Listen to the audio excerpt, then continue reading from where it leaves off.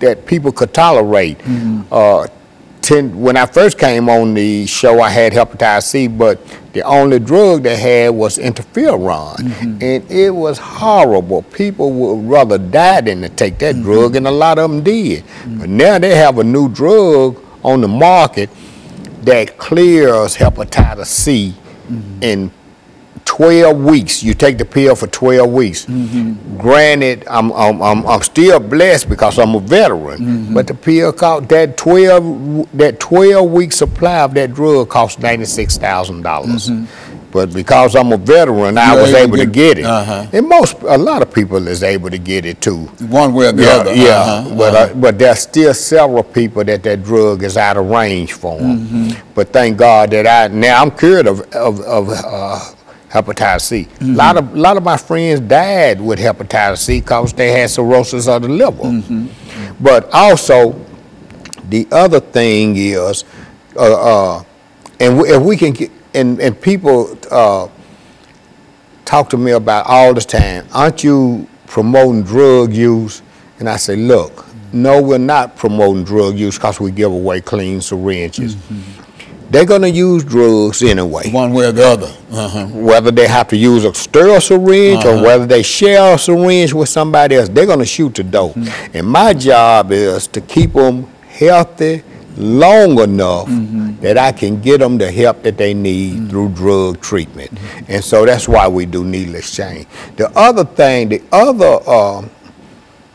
and I was going to say, Nashville is the 22nd, number 22 in the country for HIV infection. We have approximately, I said, 21,000 people. The other thing was the reason we can see the end of AIDS is because they have a new intervention called PrEP, P-R-E-P, and that's pre-exposure prophylaxis.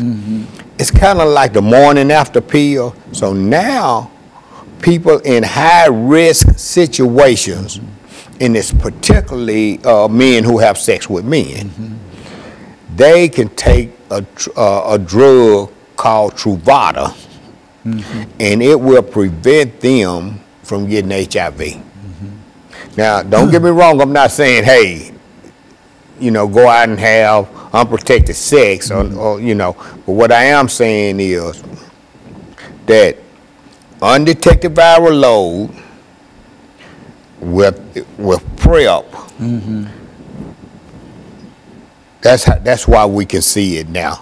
Because people with undetectable viral load, which I am a person living with HIV and have been since the 80s, my viral load is undetectable. So the chances of me transmitting HIV to a sexual partner is slim and none.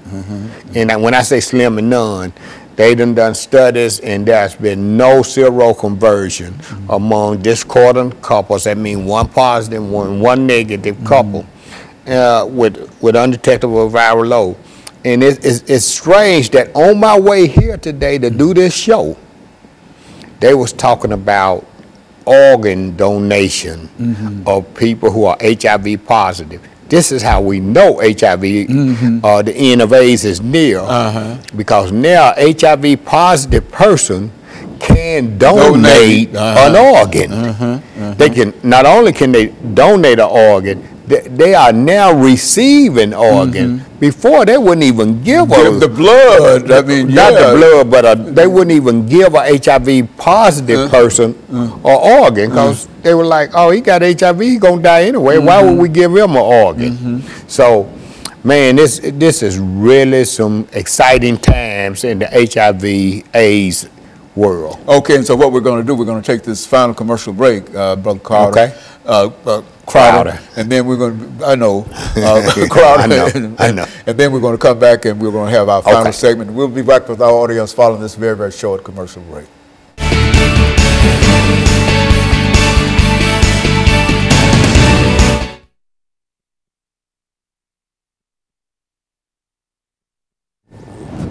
All of the conversations that we had with it, you used to be moaning and groaning in reference to it, and telling people this and whatever and et cetera, and then you come in and announce today that we're moving toward within the next few years, and I thought it was an eternal kind of thing. Yeah, it was. It was then. It was at that time.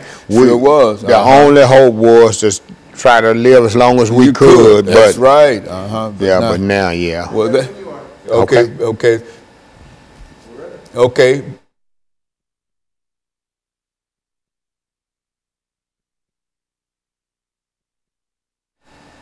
Thank you and welcome back to the final segment of the show for today.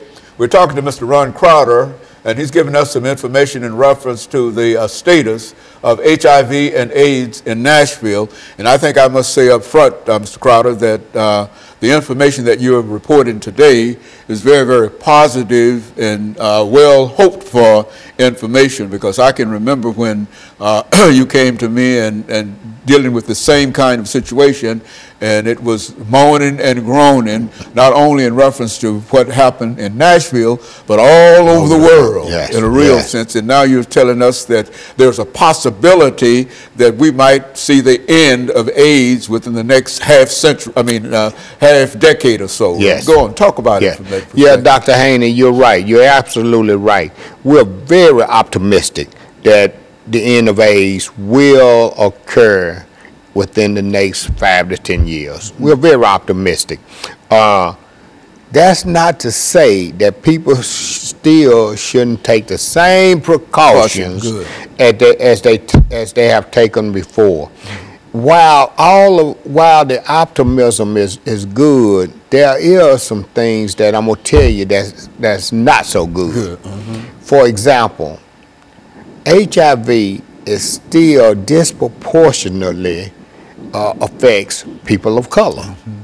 People of color who get HIV seem to get sicker quicker, and they die sooner. Now, amongst men who have sex with men, the infection rate is out the roof. I mean, the CDC has given statistics that says 1 in 2, that's 50%, man, of men who have, particularly African American men.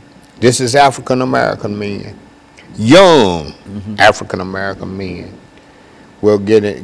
1 in 2 will be infected with HIV. Now, Nashville Cares Street Works and Neighborhood Health received a grant from the CDC in the amount of $3.8 million over the next 5 years to combat HIV in the young MSM, the young black MSM community.